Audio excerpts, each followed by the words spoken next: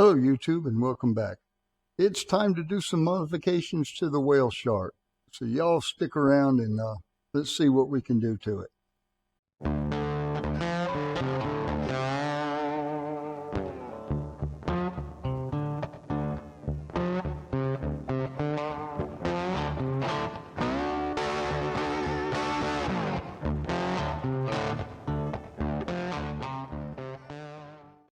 Welcome back. Glad to have you. Today I'm going to be doing a couple of mods on my Hammerhead Kayaks whale shark. One of the things I want to do first off is to install my fish finder on it. So what that's going to involve is uninstalling it from the bull shark where I currently have it, and then putting it on here. Now, if you saw my video on installing the fish finder on the bull shark, it's exactly the same for the whale shark. Everything is set up just exactly the same. So I'm going to uninstall the fish finder from my bull shark and run the transducer and everything on the whale shark off camera, save a little bit of time. Okay, so that was pretty quick and easy. It took me about 10 minutes to get the transducer off of the bull shark, and it took me about 10 minutes to put it on the whale shark. So I also took the mount off, and there's that, and we'll get it installed here in a little bit and hook everything up on it. The other thing that I wanted to do has to do with the trolling motor, and I'll grab it just a second and put it up here. I extended the wire on the trolling motor because the one that came on it was about like 3 or 4 feet or something like that, and I had to sit the battery up here in the footwell, and that was just totally unacceptable. So I extended the wire on it, and I left it long because I actually want to put the wires inside the hull of the kayak and run back here. The battery's going to go back behind me somewhere, so I'll run the wires from up here on the console near where the trolling motor goes in, and I'll run it all the way back, probably to somewhere here just inside the tank well, and maybe put my battery down right here. Okay, so here's the plan. You can see here where I added 10 feet of wire. This from right here to there was the length of the wire beforehand, and I added another 8 or 10 feet to it and put alligator clips on the end of it. I also added this thing.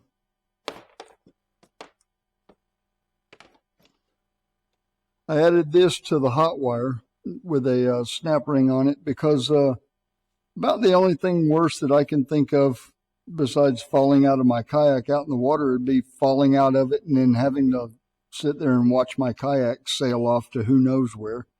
So this acts as a kill switch. When the battery is hooked up, this is connected to me, and if I fall over, it pulls the hot lead off of the battery and kills the kayak. Theoretically, it also tethers me to the kayak so it doesn't get too far away from me. So what I want to do, I've got the motor sitting up here in the yoke. I do not have a cartridge in right now. I just didn't want it in my way. So what I'm going to do is somewhere probably over here, I'm going to drill a hole, and I got a trolling motor plug, and I'll mount it up. I'll run my wires through the hull, back along here and to the back, and then I have some through the hull fittings to run the wires back out, and we'll see how that works out for us. And I'll get it hooked up. This is the plug for the trolling motor.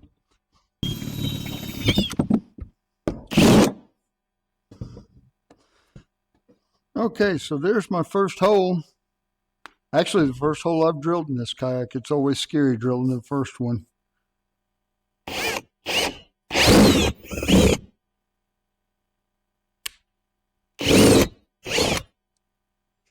Okay, I don't know if you can see on the on the video or not, but what I've got is just a little tiny, just a piece of thread longer than what I need, and I hung a tiny washer off of it, and the washer is small enough to fit through the smaller of the two holes we drilled, and the other end of the thread is tied to my screwdriver, so I can't pull it into the hole.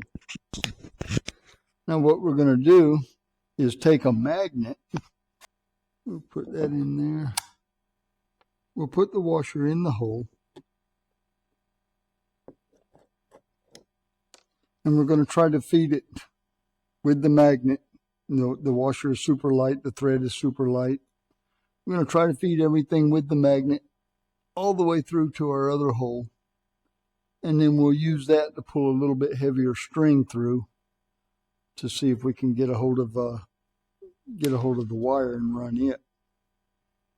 Okay, so I've never done this before, and it was just an idea that occurred to me to try. So it may take me a couple of tries to get it.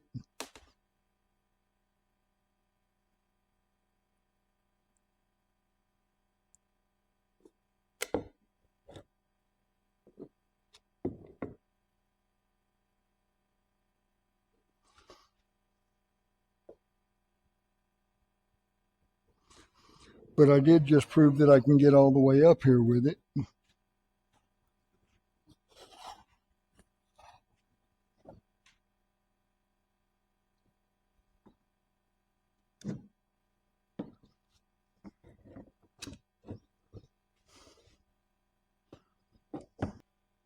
Okay, on the second try, I got my sewing thread through the hole, ran it all the way up the hole, and then back over to the first hole we drilled, and I sat there and fidgeted it with it around a little bit until I got the washer to come out of the hole, and now I've got the washer up here at the front. And all I need to do is tie a little bit heavier messenger line to one end of the thread and pull some string through. And I'll use that string to run my wire with. Okay, I've got a piece of string, and I just tied it to the washer that the thread is tied to. And all I'm going to do now is go back to the other end and hopefully just pull this string all the way through from this hole back to the hole we drilled in the tank well. We'll come back here. And we'll just grab this and start pulling.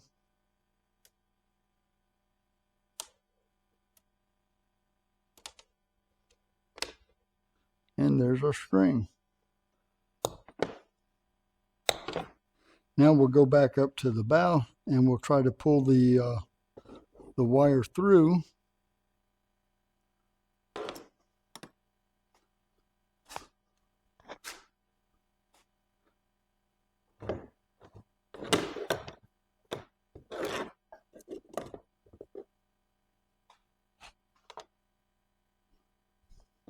And we'll just keep pulling it until we got the wire out, just like that. Now the wire is in the hole, and all we've got to do is wire up each part of it, or wire up each part of the plug.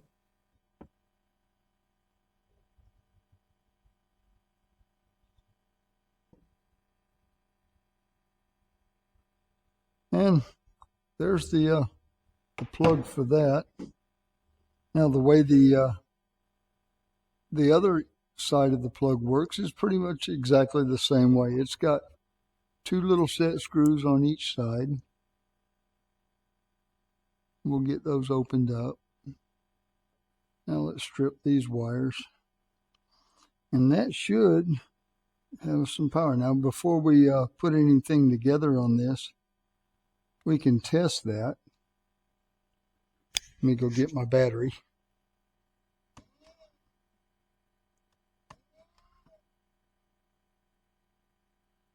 And our polarity is correct because the motor is not running backwards.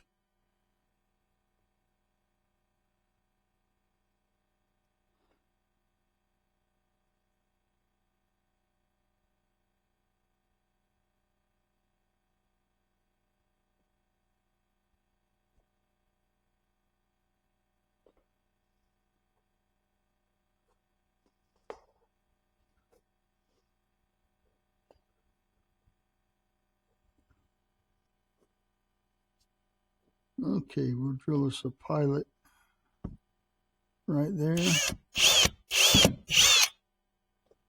And right here.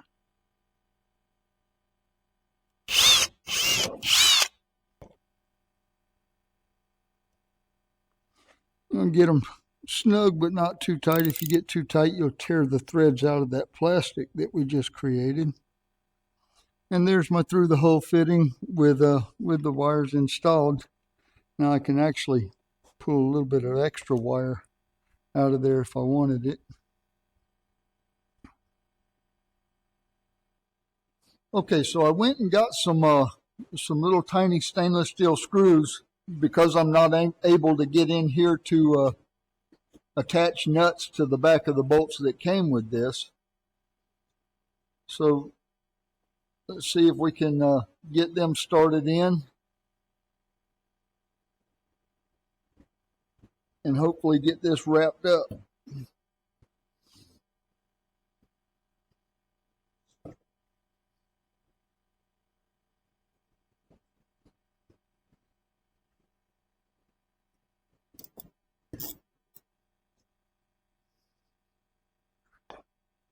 All right, let's put the battery back in. Make sure we still have power to everything, and we'll be done with this one.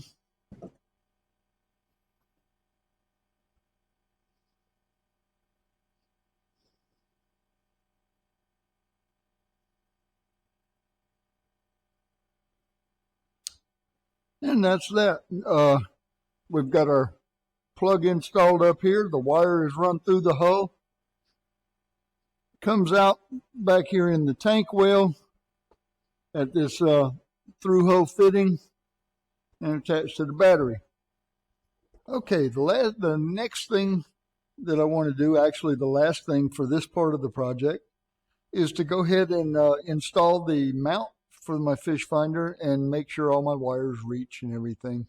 Like I said, I'll come up with a tie down for the battery later. It's not real pressing right now, but getting everything set up where I want it set up at it is. So that's what I'm going to do next. And to do that, I'm going to pop this end out of the gear track.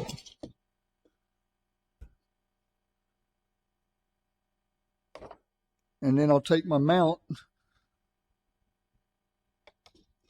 and I'll slide it into the gear track. And then right here, we'll just start tightening it down.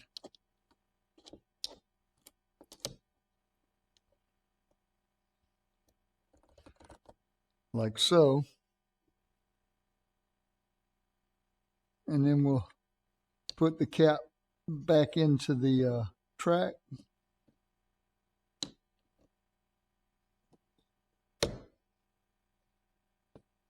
Just like that.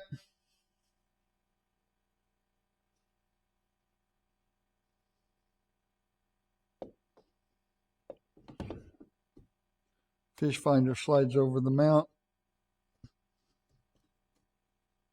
and locks down.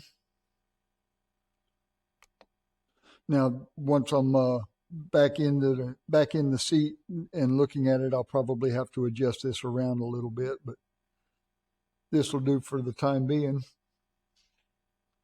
All right, and then our power cable.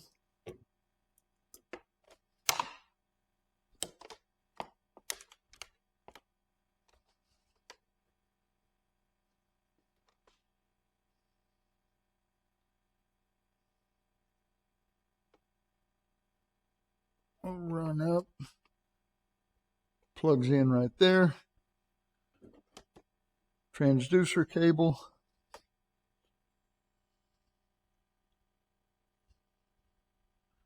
Where's my detent? There it is. Plugs in right there. Powered up.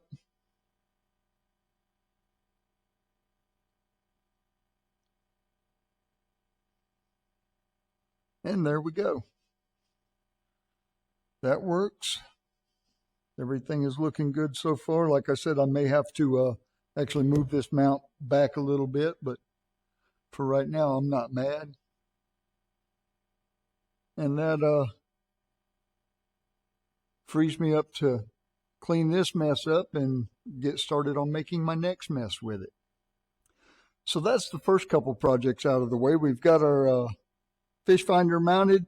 I went ahead and put the seat back on so I could adjust the seat back to what was comfortable for me and then adjust the fish finder to that position. So that's done. I've got the wires are run under the seat into the back there. And then we've got the trolling motor plug installed up here so we don't have these big awful wires running all the way back to the battery.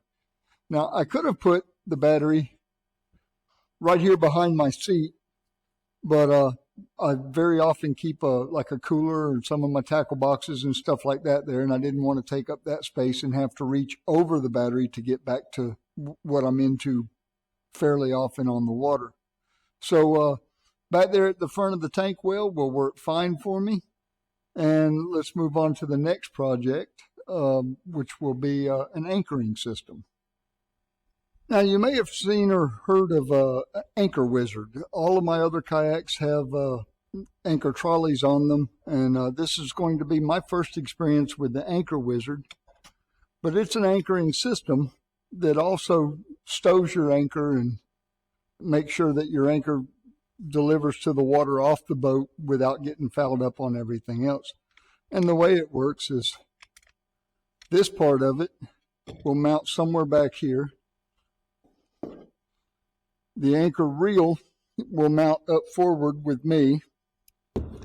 And when the anchor deploys, this will slide off and turn vertical this way. As you reel the anchor back in, when the anchor hits the bottom of this tube, it'll come back up and stow on board like so. The winch itself is very simple. There's no release on it. If you want to release the tension on your anchor line, all you do is crank it backwards and the anchor line will come out. Now, once you have the anchor line out to however far out you want it, you just turn back around until you feel tension again and it locks the line. From there, when you're ready to pull anchor up, you just reel it up until it stows back here on the stern, and you're good to go. Now, there's several different ways to mount this. It's got a whole bunch of mounting holes in the bottom. Let me get over here where I can show you. It has a whole bunch of different mounting holes in the bottom so you can mount it at any angle or however you want to do it. It also has hardware to mount it on a gear track if you want to mount it on a gear track, or you can mount it through hole with nuts and bolts. So I'm going to try mounting it on the gear track, and I'll just have to fool with it some and see exactly how we want to get it done. Now for this section on the stern here, you can see I've got a little groove. It's a rod keeper, to lay your rods down in the boat and whatnot. Well, this is where I want to mount it. The problem that I have is the bottom of this is flat and the bottom of this is not. And it shouldn't be a problem. The bolts would probably reach all the way down in there and screw in. But I'm not going to be able to use bolts on this because I had hoped I would get some access to up in here through here, but good luck fitting an arm through that once you take that access hatch off. And then I'm going to use screws and see how that works out for us. I don't think that there's a tremendous amount of strain on the part that actually mounts. Once the anchor comes up and this stows forward, you stop right there anyway. So I don't think that there's going to be a lot of strain on the screws mounted in here.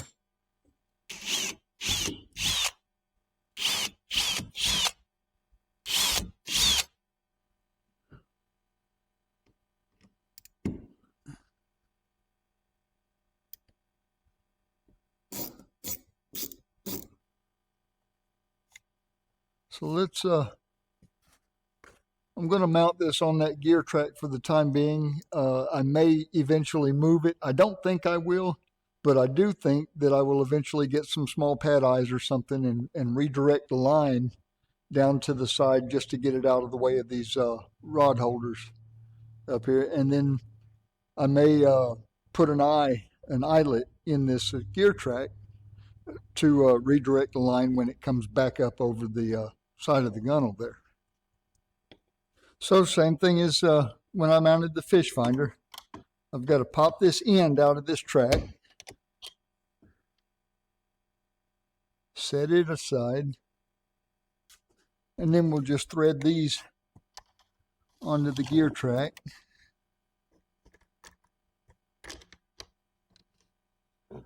Just like that.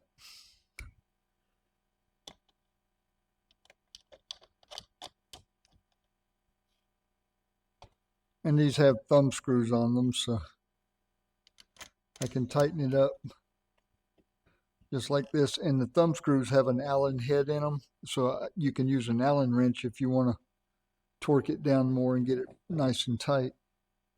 And that's pretty firm. So reel it backwards, pull this out. Now I'll show you what I was talking about. I don't know if that line is really going to interfere with those rod holders or not. It seems to be actually in a pretty good place. I may go ahead and put maybe put an eyelet right here between the rod holders, and then another one over here, or just run it through that. And I think I'll be all right. And let me find something that I can clip onto that. I don't have an anchor handy, but find something I can clip onto that for some weight, and we'll test it out and see how it works. So I didn't find my folding anchor, the traditional little folding kayak anchor. It shows you how often I use it. But what I did find was the two anchors that I do most often use, and they're both something I want to show you. Each one of these is 2 feet of 5/16 inch chain, and it's in a bicycle inner tube. And then up here at each end on this one, I've just got a big zip tie that keeps limbs, sticks, and all from sticking through your drag chain as you're going. You just clip it on here and let it drag. You can actually lay this one out. This one will stop my kayak in the river against the current. And if you want to move on a little bit or drag it, just let it hang so that it's just, halfway rubbing on bottom or something like this, and it'll slow you down a good bit. And the other one is basically the same thing. It's also 2 feet of chain, and it's just doubled up and run into the same inner tube and then tied off with zip ties again. And again, that keeps sticks from sticking through your chain and stopping you up or holding you up going down the river. This one is a little bit more efficient at just stopping the kayak because it pretty much lays on bottom as is. And like I said, this one is a little bit better. You can lift it up some, or you can actually even double it, but then you're going to run the risk of something hanging you up in here. Now, these weigh about 1 3/4 pounds a piece. They're not very heavy at all. They are very effective though. But when I came out and clipped them onto this just a minute ago, they did not pull it down. So I'm going to try hooking both of them on just to demonstrate how this works, and hopefully we can get both of them to pull it down some so you can see how it does. So that's what, 3.5 pounds, something like that.